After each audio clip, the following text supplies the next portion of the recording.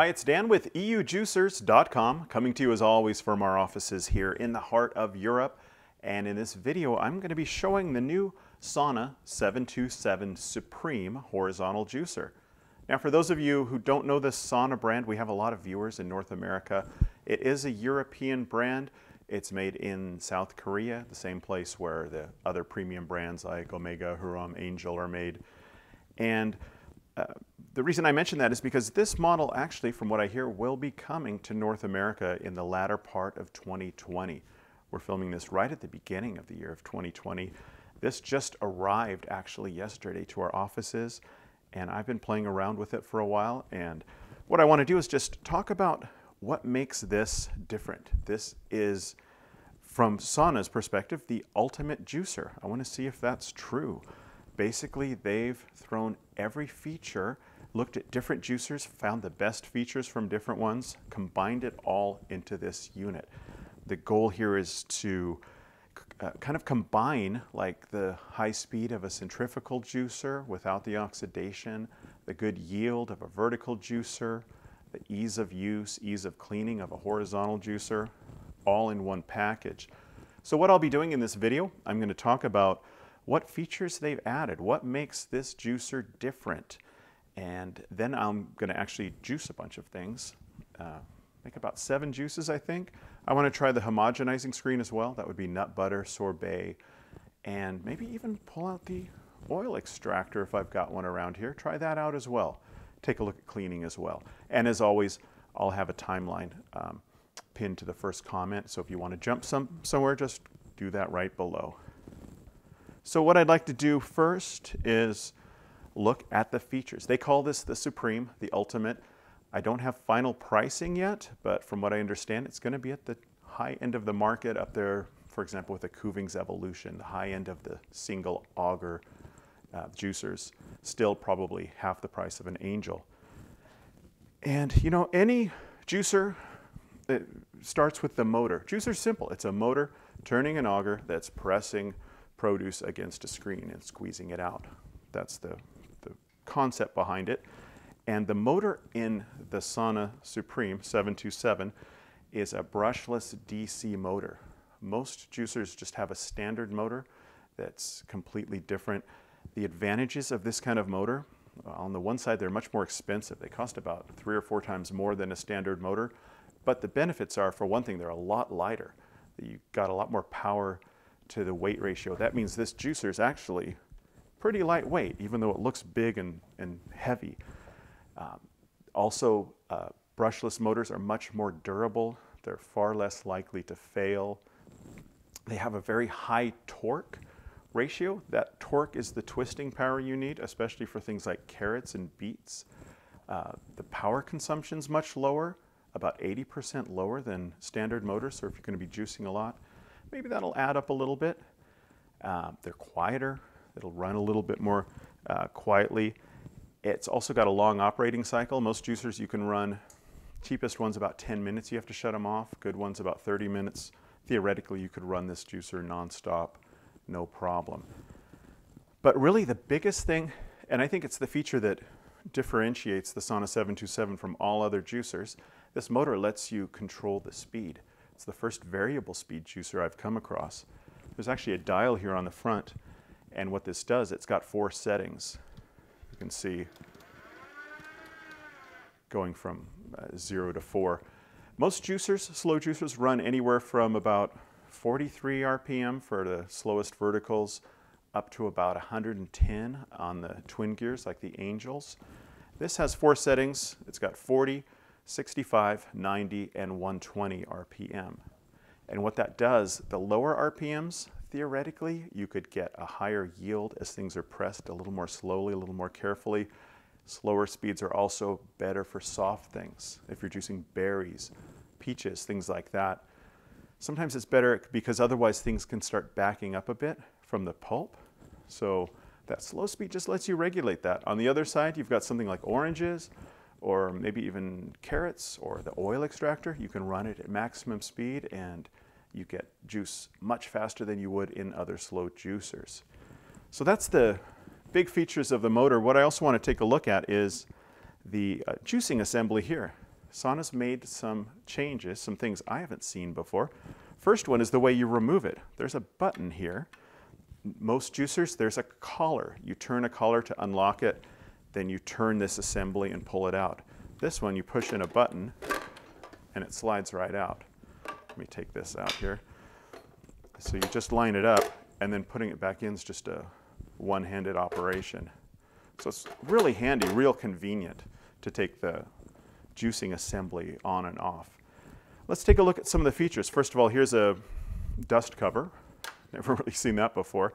The hopper, this is a bit like Sana's newest vertical juicer. That's the 828. It's a dual hopper. It's got a single wide hole for things like celery, carrots, things like that. And then this one also has this deep tray.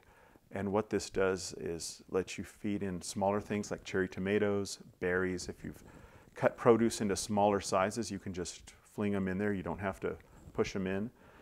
And I've actually found it's really good for leafy greens. Things like spinach, because normally you're trying to squeeze them into these little holes here. You can just dump a bunch into this bowl, kind of push it through, and then push it down with the auger. We'll see, I'll be juicing spinach in just a little bit. So that's one difference, is this hopper here. What I want to do is look at some of the others, like this right here. I've never seen this in a horizontal. You see these in verticals all the time. This is just a juice tap. What it does is block the juice from coming out. Now, this isn't something you would use in the same way as a vertical, where you could keep it closed and mix things together. You don't want to mix things in here because the juice will start coming up, and you don't want any chance of it going back through the gaskets in the motor. It's sealed, but still not something you want to do. Instead, what this is handy for is cleanup. Because I own a 707. There's a couple sitting behind me. And what I've noticed is when I'm done juicing and I go to clean it, it doesn't have this. So I've got to put my hand here, go over to the sink, and then release. Otherwise, I've got a little trail of juice going across the counter. With this, you just close it, head on over there, and clean it. And it also makes cleaning easier, because normally something like this, all you have to do is rinse it out. With my 707, I hold my hand under this while the water fills up. Here you wouldn't have to do that. You could just close it, let the water fill up. A couple of other things that are different that I want to show you. First of all, the juicing system is actually quite a bit different. It's the first technological leap I've seen in a while. There's this rotating blade. I don't know if you can see it there. I'll spin it there. And what this does, as the pulp is coming through, this blade is spinning, and it's giving that pulp, just before it ejects, one last squeeze. This is designed just to get the maximum extraction. Normally horizontals get the lowest extraction rate compared to verticals or twin gear. In my test, this one's actually pretty much matching up with verticals, or coming pretty close. This is one reason. Another thing that's a little different is this auger. Now, it's got this little tip here at the end. That's designed to spin that blade, but also the design of it, the fins here are wider spaced compared to other horizontal juicers. And what that means is it can take a wider piece of produce, like a fatter carrot, and kind of cut it itself as it turns. When these are narrower, they can only take smaller things. So theoretically, it'll be a little more flexible in terms of self-feeding. On the other hand, these wider fins can mean it's possible for some pulp to back up a bit, so we'll see how that goes. That's something that the juicing screen should take care of. And speaking of juicing screens, we've got 3 of them here. There's the standard fine screen, which is what you use for most produce, especially hard produce. There's a coarse screen, and this one actually has a little bit bigger holes on it. This is something you would use for softer things, berries, pineapple, things like that. The combination of these larger holes and the ability to go to a lower speed should make this juicer pretty good for things like berries, pineapple, things like that. One other difference I'd like to show is this juicer has a stainless steel wing screen. That's the back screen. That's the last contact point before the juice goes into the glass. And in most juicers, that's a BPA-free plastic. This one is actually food-grade stainless steel. And it's just got a fine pattern to kind of balance between getting enough juice without letting the pulp in. So we'll see how that goes. Also, there is a blank screen. This is just one solid screen, and this is just going to crush things. This is what I'll use to make sorbet and peanut butter later. And this just turns the juicer almost into a food processor type of thing.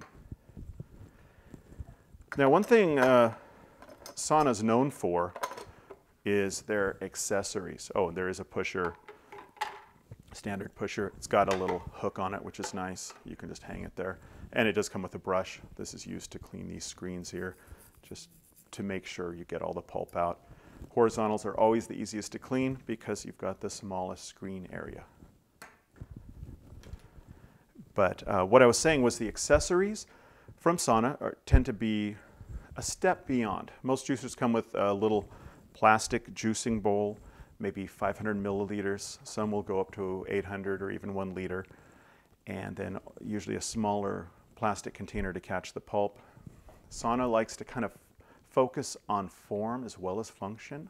They're pretty stylish juicers. You can tell just by looking at this with the design, the chrome strip. It's a nice looking machine. But they've kind of gone the extra mile here with their accessories. First of all, there's this glass. And this is an actual Bohemian crystal. These were custom made, and I actually visited the workshop where these were made. They're made up in the mountains in the Czech Republic near the border of Poland.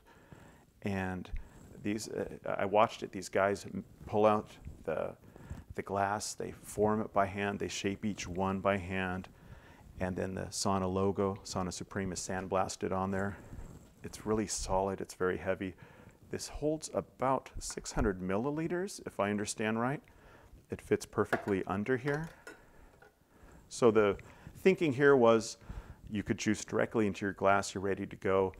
From what we hear, most people tend to juice for themselves. If you do want to juice larger quantities, you could put a bigger, like a 1 liter Pyrex bowl under there.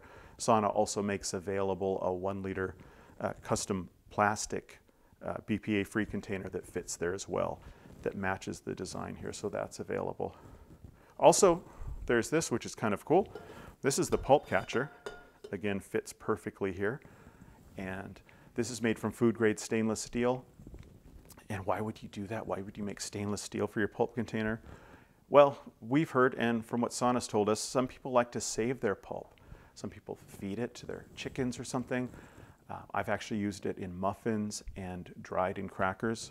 So if you want to keep your pulp in a hygienic fashion, you're able to do that.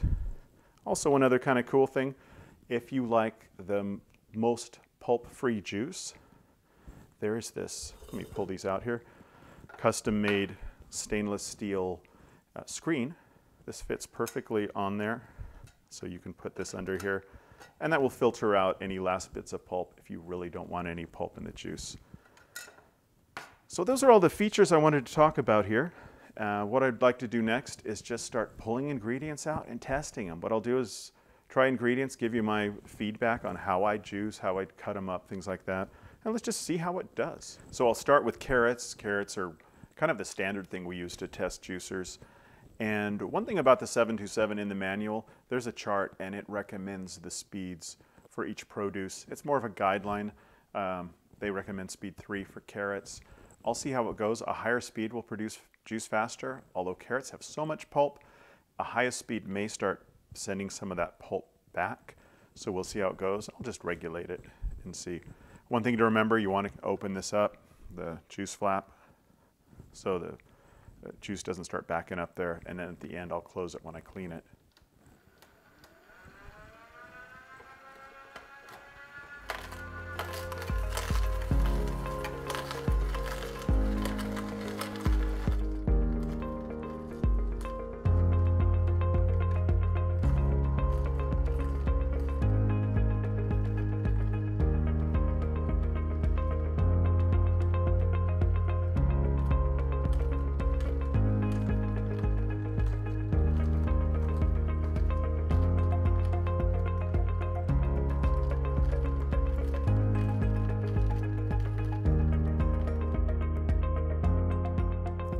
So one thing I noticed doing the carrots, I played around a little bit with the speed at the end.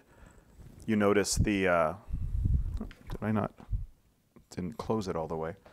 You notice at the end, I sped it up to the high speed to get the, all the last pulp shot through the juicing chamber basically. What I did was I ran it at speed 3. It's a pretty fast speed. That's 95 RPM. Most juicers horizontal run at about 60. And because of those wide fins, some of the pulp was backing up just a bit. I just pushed it through, and at the end I put it on full speed. It sucked it all through. So it did pretty well, went fast. I'm gonna clean it up and move on to the next ingredient. Next up, I'm gonna try oranges, and I'm gonna run it at full speed. Oranges have such a high juice content, I should be able to run it maximum, no problem. I'm also gonna use the fine screen, which will give the maximum juice output.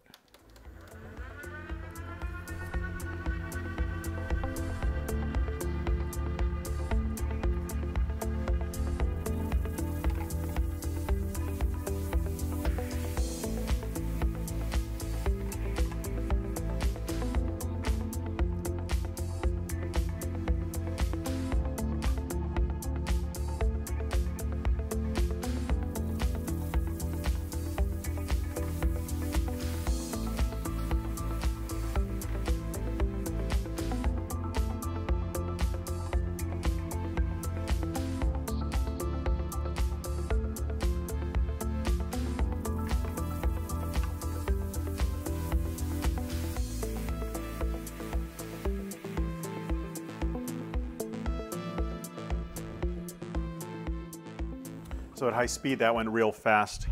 Make sure this time to close the juice flap all the way. Yeah, there.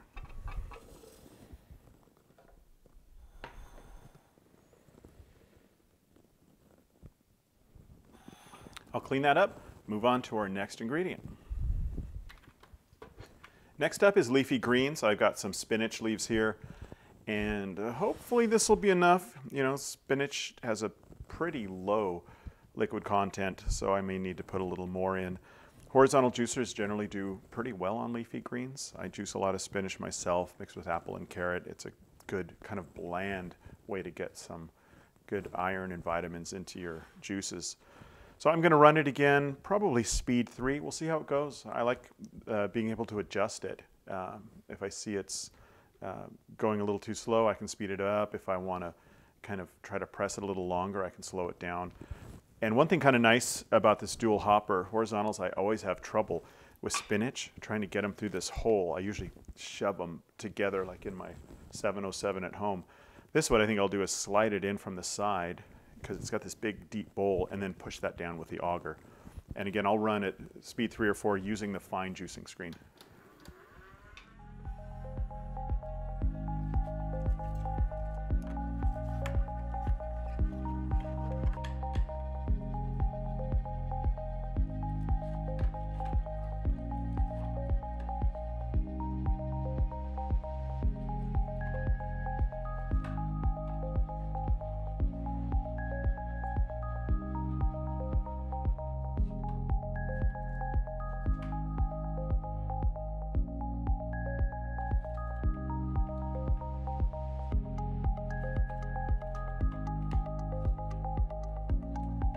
So what I did with that, I did have to add some baby spinach at the end just to get a full glass. Normally you wouldn't, well, maybe some people would, but I wouldn't glass just pure, juice just pure spinach. That's pretty intense flavor. One thing I did notice is the quality of the ingredients do make a difference. That first big leaf spinach was a little older, a little slimier, wasn't juicing as well. The baby spinach was a lot fresher, juiced really well. You can also notice a couple of things. First of all, interesting shape of the pulp coming out here. These little tubes. It's fairly dry too for greens. Greens tend to stay pretty wet. I also adjusted the speed. I was running at speed 3, but because it was taking so long to feed spinach, spinach is just a kind of labor intensive, you know, to put it in here, shove it down. That's going to be the case with any juicer. I thought I'd slow it down to speed 2 and then even speed 1 to minimize foaming, because spinach does tend to foam. And you can see there is some foam here. I could have also put the sieve on. That would have eliminated the foam as well. But it did a pretty good yield. It was pretty fast. And again, it was nice to have that flexible speed to go slower while I'm feeding, and then at the end speed it up.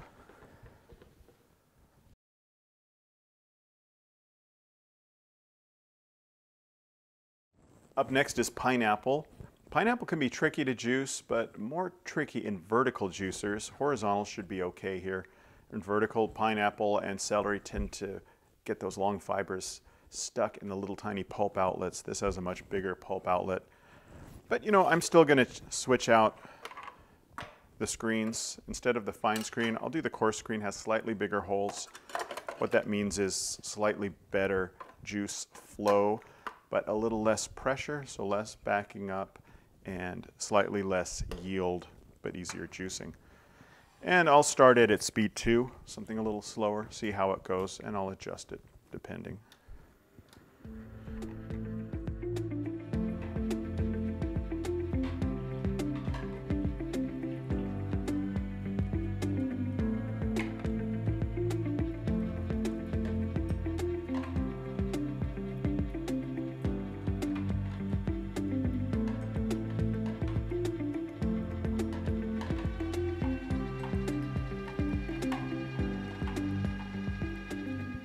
Want to make sure to close that seal, not like I did with the carrots when I didn't close it all the way and it dripped a little. You can see with pineapple, especially softer pineapples, even with the coarse screen, it did back up some. There's still some pulp sitting in here. I could run it longer, or I could put it at high speed to kind of clear this through, but I went as far as I wanted to right now. And I found speed 2 was probably the best balance here, and every now and then I would put it on a speed 4 to kind of blast things through. Normally, I would mix something in with this. If you put a carrot or a piece of celery in there, that's going to clear this out.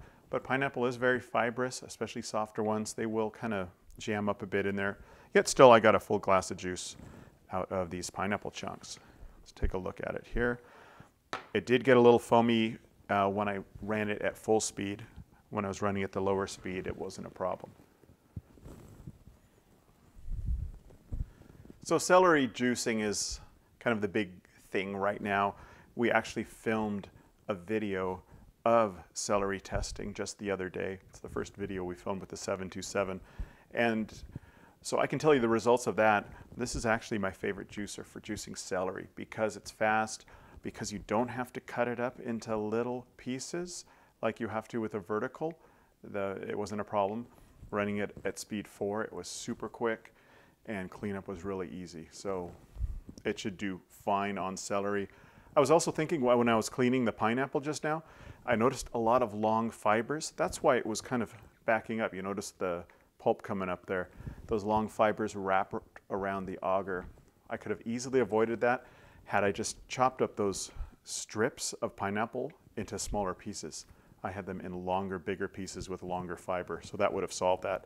Shouldn't be a problem with celery. Like I said, I've tested it before. Let's see how it goes.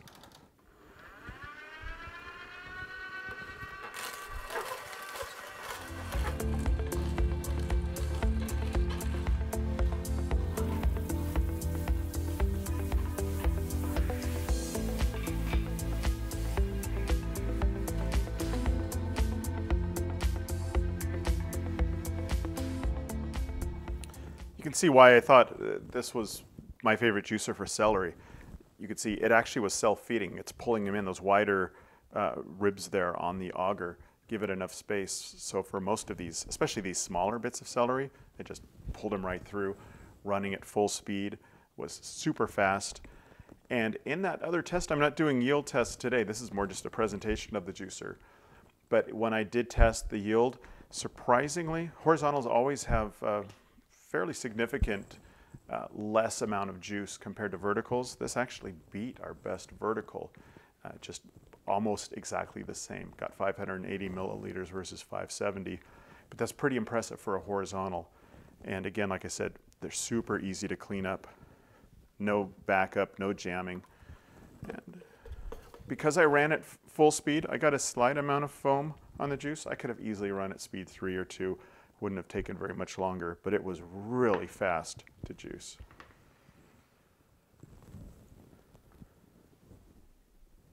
Now I'm going to juice apples.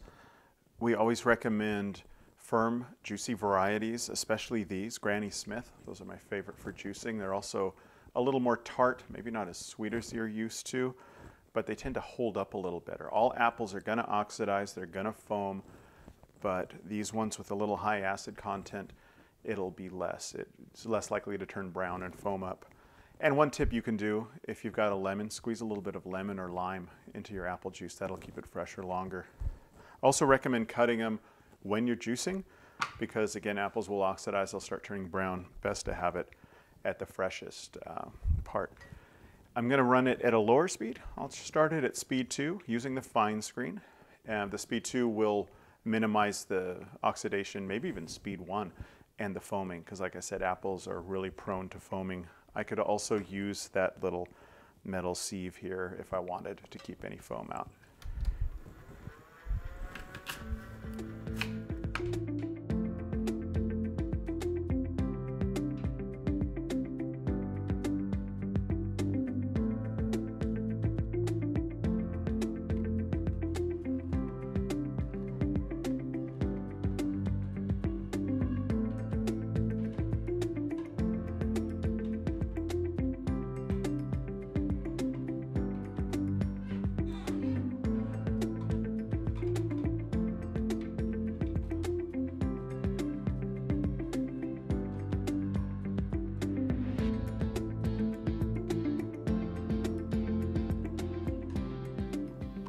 Looks like I'm just starting to overflow. That was, what, 4 apples? Yeah, 4 apple cores I've got here, so that was 4 apples. Let's see if I can get it out without scraping too much foam. I played around with the speed a little bit. I was at speed 2 most of the time. I tried it at speed 1. It seemed to reduce the foaming a bit, but I'm kind of impatient. I bumped it up to speed 3. It just sucked those apples right through. But again, I would have used the sieve, or I could always just scoop off the foam if it's something you don't like. Just dump it in here. But again, normally I use apples in a mix, like with carrots and spinach. But it did well. It was real fast, nice clear juice, and we got one more juice to go. So the last thing I'm going to juice before I bring out the homogenizing screen is watermelon. Watermelon should juice pretty easily in most any juicer because it's got such a high liquid content. That means I can run it at a fast speed with the fine screen. It should be no problems.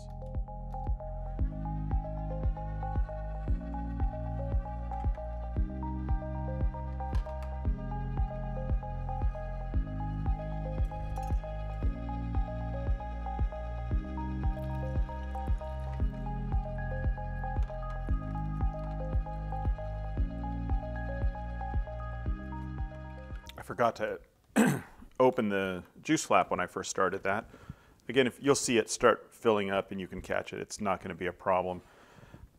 The main thing is to make sure to close it when you're done. So here's watermelon juice. That was really fast, easy, full speed.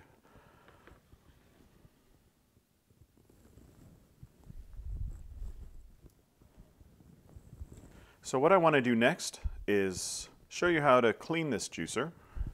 Horizontals clean pretty easily. This is the easiest one I've found probably to clean, mainly because you can close this bottom piece here and because it's so easy to take apart here. So cleaning this up, it's pretty simple. First thing is take off the cap here, rinse it out. You can spin this little blade if you need to, but I've never had an issue with that. Then I pull the parts out, which is just the auger and the screen. Rinse the auger. Again, just a water rinse takes care of it. And then I save the screen for last. I wash out the hopper, rinse it.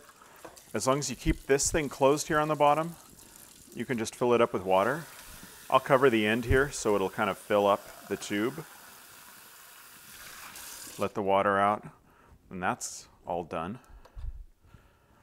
And finally, the only thing you have to actually scrub is the screen. That's why horizontals are the easiest, because they have the smallest screen. The back screen, you probably don't even need to clean it. It's usually pretty clean. It's just this front screen here. All you do is, under running water, just rotate it in your hand with the cleaning brush that comes with the juicer. Then go inside as well. A couple of rotations and it's done. And you just need to dry out the juicer and it's ready to go. Oh, and I guess you can rinse off the auger too. And that's it. So now I'm going to make a couple of things with the blank screen, also called the homogenizing screen. This is just a big solid BPA-free screen, I guess. And what it will do is just put any ingredients into there. The auger will pull them in, crush them, and it'll go out through that pulp outlet. And you can do all sorts of things like baby food. You can process things. I'm going to make sorbet using frozen bananas, frozen raspberries I've got here. You can mix up all sorts of things, but banana's a really good base for it. Avocado makes a good base too. With mint and some sort of sweetener, you can make some pretty cool things. Make sure the juice flap's closed. I'll start it at speed 2, we'll see. And you just want to alternate the ingredients. Put in some banana, then put in some berries. And it's really handy, this tray here. You can just throw the berries on the side there.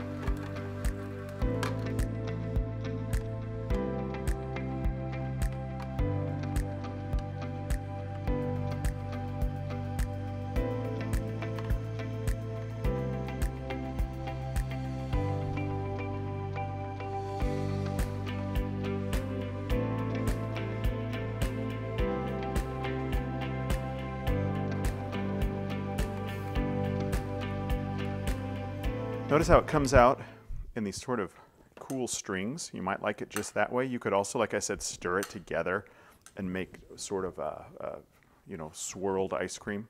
It's up to you. But I kind of like the way it comes out like this. It's really good with blueberries as well, and it just makes a good consistency. You can see here, it's a really ice creamy consistency. Just make sure to eat it fast or put it in the freezer because it will melt fairly quickly.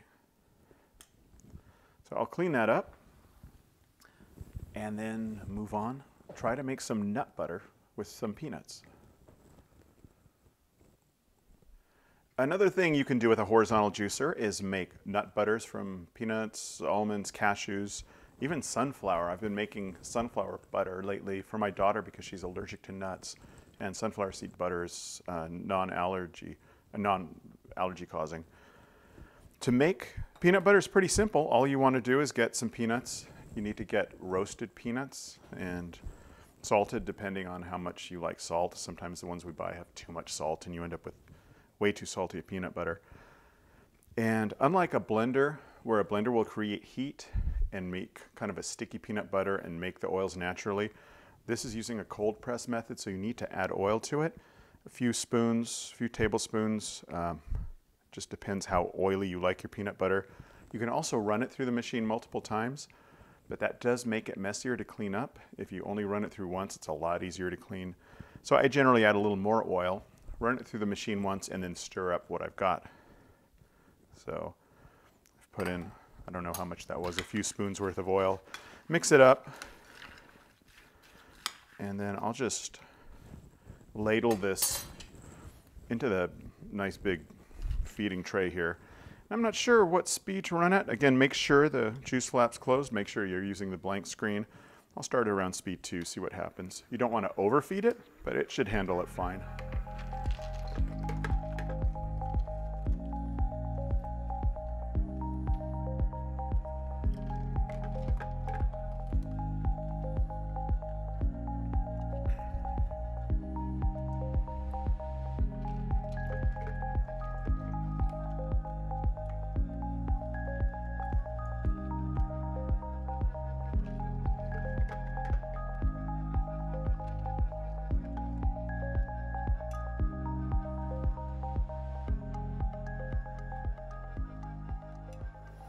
I'll just run a little slowly to get the last of it out.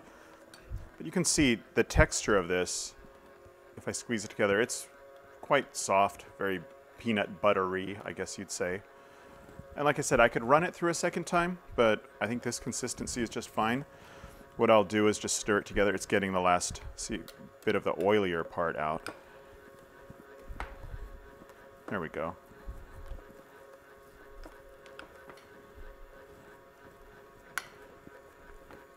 You can also add more oil if you want a more liquid consistency. But I think this is quite a good consistency here. Might even be able to speed this up. Yeah.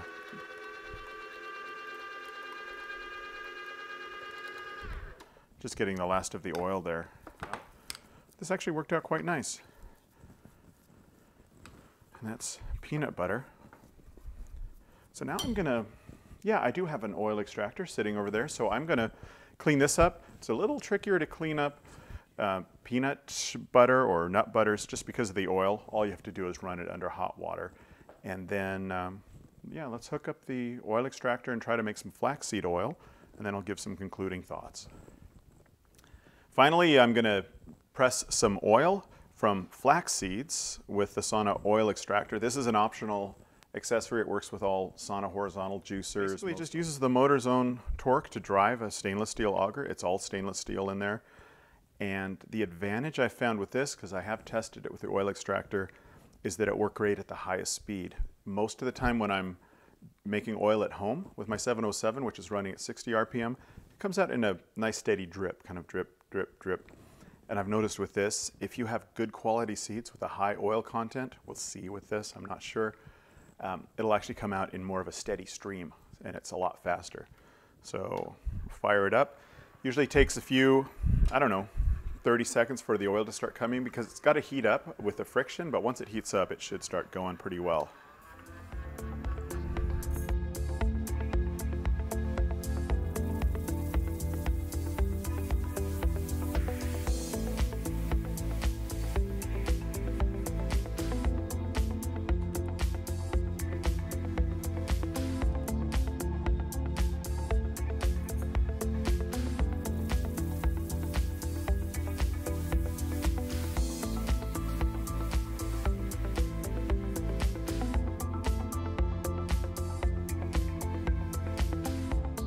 So I went through, I don't know, half a bag, a pretty big bag of flax seeds. And these were flax seeds I bought this morning in just the local big box discount store. And these are pretty low quality seeds. Normally I'd get more oil out of them. The juicer is not going to be the factor in making the oil. It's the quality of the seeds themselves. This one, even though this is a bit of a flake, you can see it's kind of soft. You can actually see the seeds still in there. Good quality seeds will fully press and they'll have a higher oil content, and you get actual like big thick chips almost that you can eat that are a bit crunchy. This I can still see seeds and seed shells. But still, it did well. Again, the big advantage of this Sana 727 is the speed. This runs twice as fast as all the other juicers, so you get the oil twice as fast. There's no backing up. Worked really well. So I'm going to clean things up here and then just wrap up with some concluding thoughts.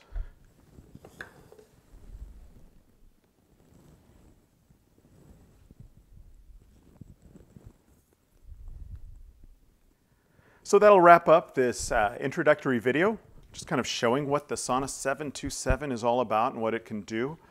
You can see we made a lot of juices here: carrot, orange, spinach, pineapple, celery, apple, watermelon, and flaxseed oil. There's also that peanut butter sitting in the back room. So what did I think of it? You know, I've been using this for a couple of days. I actually like it quite a bit. I think it does reach that ultimate juicer claim they say. It's the yield, while I didn't test the yield today, I have tested yield with some other things, and it does yield quite high, comparable to a vertical, which is pretty rare for a horizontal. Super easy to use, really easy to clean. And all these little details, you know, I really like this little spinning blade at the end that's just getting that last little squeeze of juice is nice. This flap here is really handy to go clean the juicer. This feeding tray is nice to have this wide opening for me, especially for leafy greens. But I think the real feature on this machine would be that motor inside, that unlimited, you know, usage time, just run it nonstop if you want, and especially the variable speed. With the celery, man, it made a difference. Juice celery just as fast as you can in a centrifugal, but with the nice cold press results. So that will wrap up a first look at the Sana 727. Hope you liked this video. Please leave any comments below. Otherwise, I'll see you next time. I'm Dan with EUjuicers.com.